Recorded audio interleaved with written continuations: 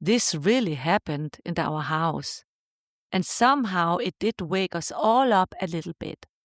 But it gives us a chance to start waking up and think that there is more to life than the eye can see. The more we explore into that field, the less we understand.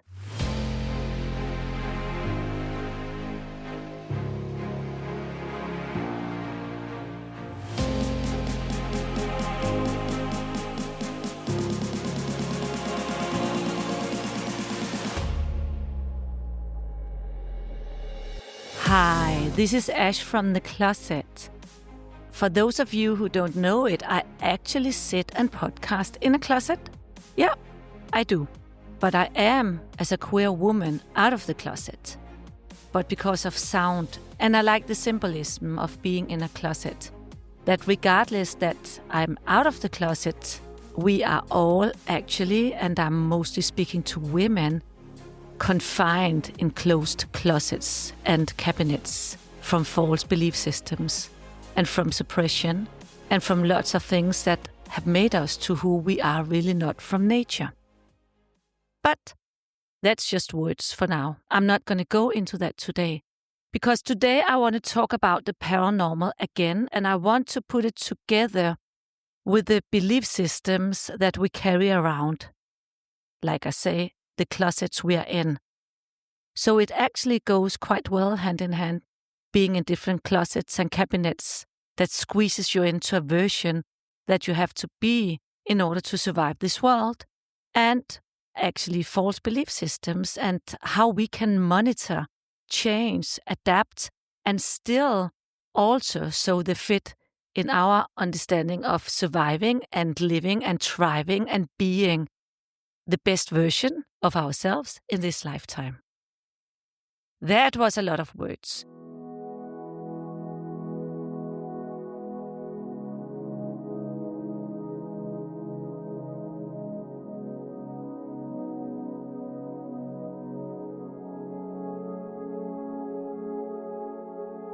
In my previous episodes, I have, in many, after the introductions in the beginning, I have used my paranormal experiences because I am a working medium. I am a channeler, a psychic, somebody who also sees energy, feels energy, and communicate with energy. And I'm a bit a query person. I call it query because to me, being a queer, it's not just about sexuality. The old quote, meaning of queer was actually to be weird, different, awkward, different. Again, I say different, feeling awkward, feeling not met and understood by the world. So that to me is so much more than just being a woman who likes women. Yeah, anyway, enough about me and that word. But still, it goes together with the topic today. And the topic is about queer experiences, but not in a homosexual way, but experiences that are so out of the ordinary, they are so weird, and we put them in a category because that's what we like as human beings, so we can understand our world. The category paranormal, or ghosts, an apparition, or apparitions, or visions, or I don't know, fantasy, or the occult. I don't know what you want to call it, but things in the house in Copenhagen, there's always been paranormal episodes, always. Lots of the times, and this is the place where I used to have my spiritual center, and lots of the times, it's not just me who experiences, it's actually people around me, or people together with me, or people without me.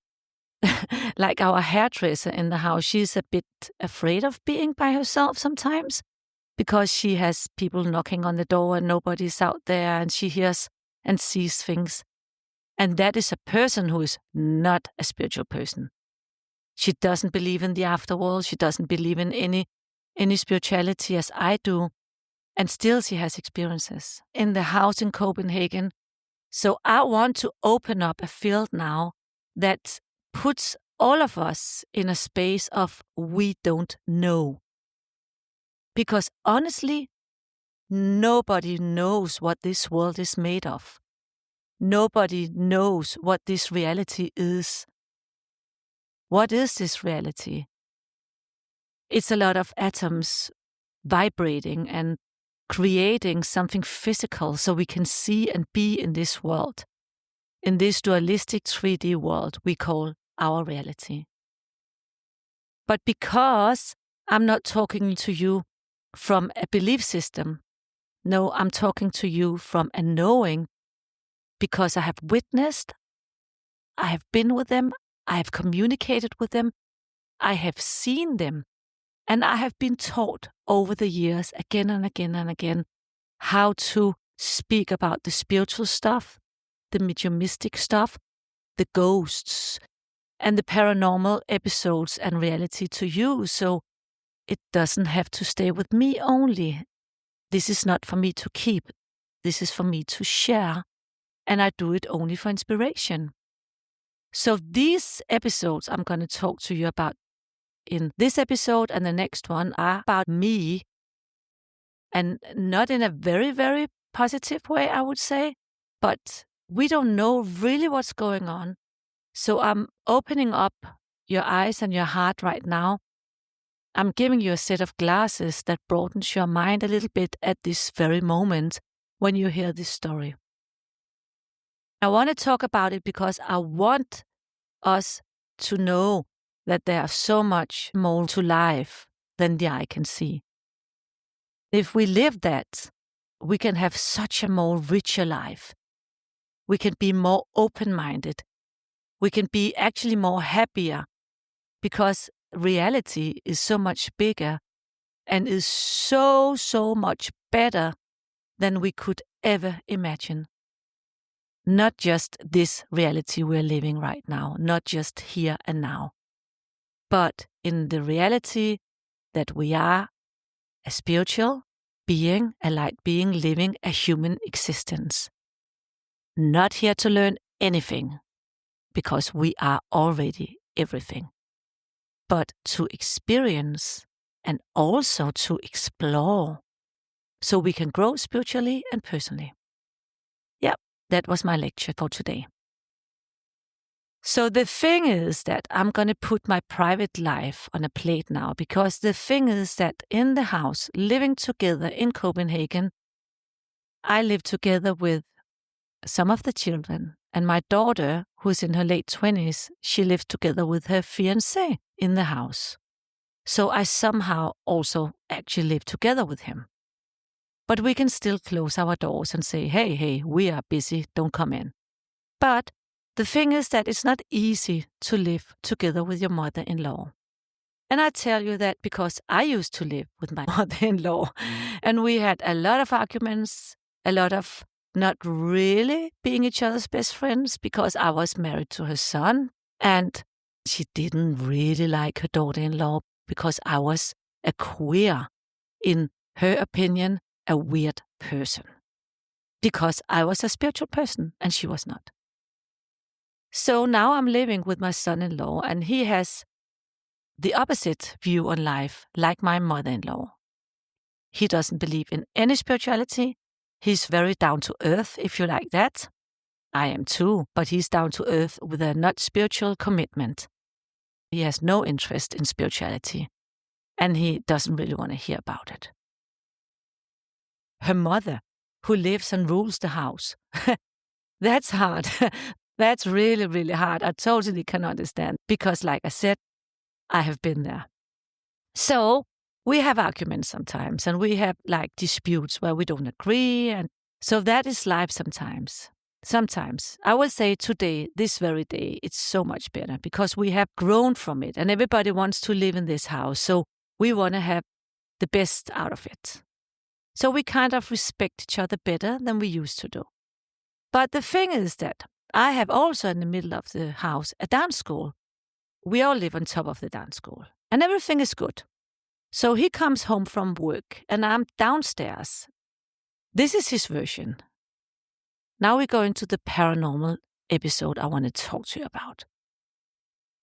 Open up your mind now. Here's a man. He comes home from work. This is a few months ago. And he puts his bike in the garden. He looks through the window and he sees me. I'm sitting by a table. I look out the window. I look straight into his eyes. He looks back at me. And after he puts his bike aside in the garden, he walks towards the door to get into the house. But just before he opens the door, he hears the lock. He sees me stand up, go to the door, because it's a glass door. And in front of him, with eye contact, I lock the door in front of his face so he can't get in. He comes through another door to my daughter, very upset, telling her that what's going on with your mom? She is so crazy. She just looked me straight into the eyes. She stood up and she locked the door in front of me. And I just turned on my heel. I got very insulted, went back, used another door, and now I'm here. You have to talk to your mom. You have to talk to her what she's doing. So my daughter, she calls me up. And she calls me up and I'm in the dance studio in the house teaching. So the phone rings in the dance studio.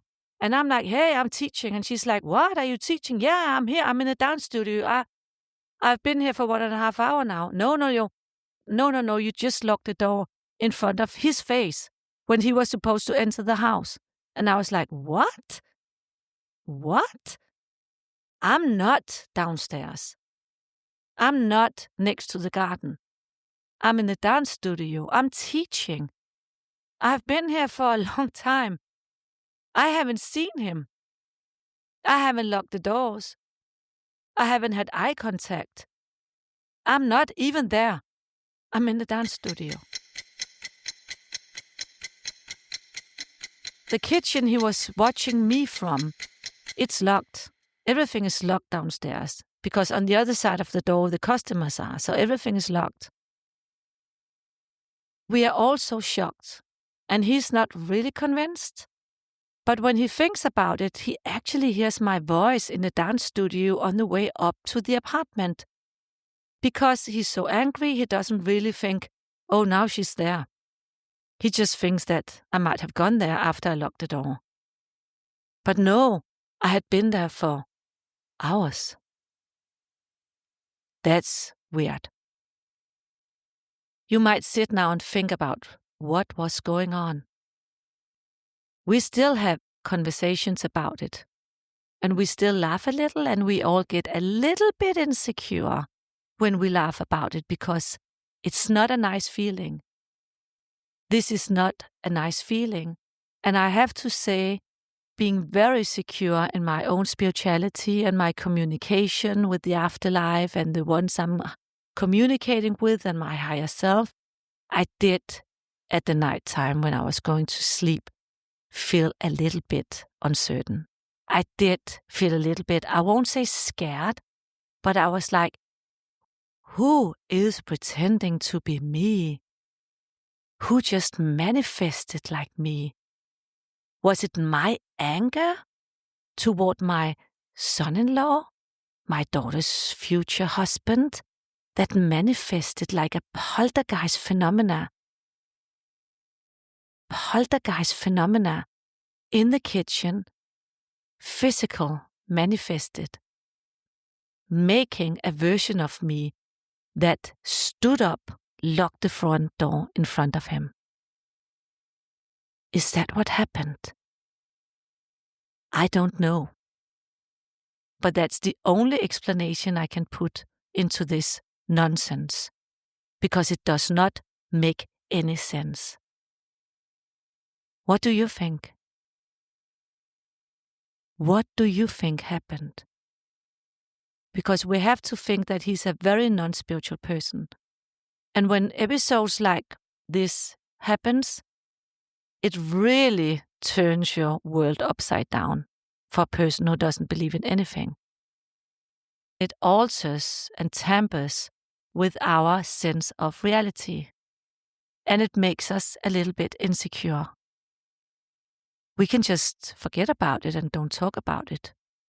But I think that everything in life, all experiences we have, actually happens so we can wake up and think about whatever the point to each episode is.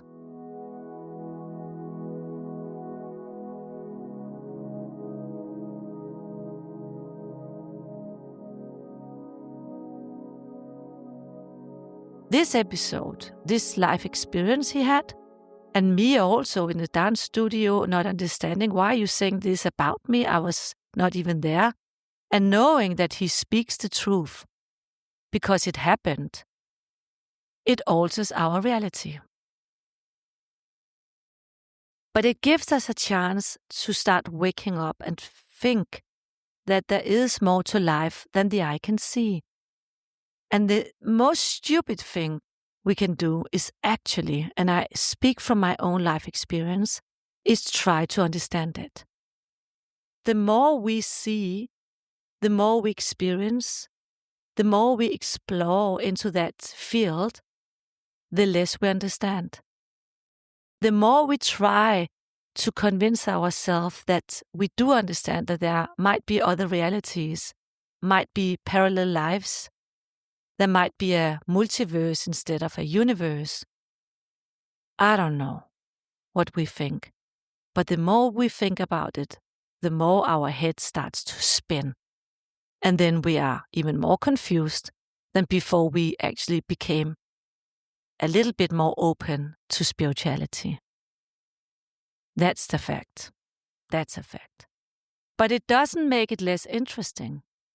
And I'm giving you this episode today from my son-in-law and me in a physical, non-realistic version, but still very manifested and very realistic to him, to broaden your mind. So regardless if you believe in spiritual stuff, regardless if you have any paranormal experiences, this is occult. Occult actually means what comes from the darkness. And we all come from the darkness. We all come from our mother's womb. We all come from a place where it was dark. So it's a natural thing to us to come from the darkness. But somehow the darkness, the unknown, has been put into our system and programmed us to think that this is also where all the dangerous things are. This is where all the stuff we don't understand exists, like something demonic or something very bad. But I have been sitting with my circle, my spiritual circle, for many, many years in darkness, and nothing bad ever occurs. No, we always created life and light in darkness. Nothing bad. There was nothing to be afraid of. Knowing that we create our own perceptions of life, we create our own reality, it makes life so more intriguing, so more interesting, and it makes life more like an adventure. Adventure, not adventure. Yeah, advantage, yeah, also an advantage. But as an adventure, remember, this is a Danish queer woman in a closet trying to speak English. So let's say advantage and adventure. Life becomes more an adventure because we never know what's around the next corner. But if we go around the next corner with an open mind, with the light lit on in us, not afraid of the unknown, not afraid of the future, not afraid of what's going to happen, what's going to be, not wanting deliberately to create a new timeline from fear. This could happen, that could happen, this might happen, that might happen. No, stop it. And I have to tell myself also, stop it. We are manifestors. We are the creators of our lives, and we don't want to create darkness and fear. There's enough darkness and fear in the world. We want to create light, right? We want to create the best happy version of our lives. But in order to be able to do that, we have to broaden our minds. We have to be more aware and more awakened. So this is just my inspiration for you today. This really happened in our house. And somehow it did wake us all up a little bit. And me and my son-in-law's relationship actually became a little bit better after that. We chose to respect each other more. We chose to live with each other. And that's possible. From light, from love. Yeah, I can't say it more long-haired than this. Light and love. Light and love. So wake up with me. Wake up. Wake up. Let's wake up together.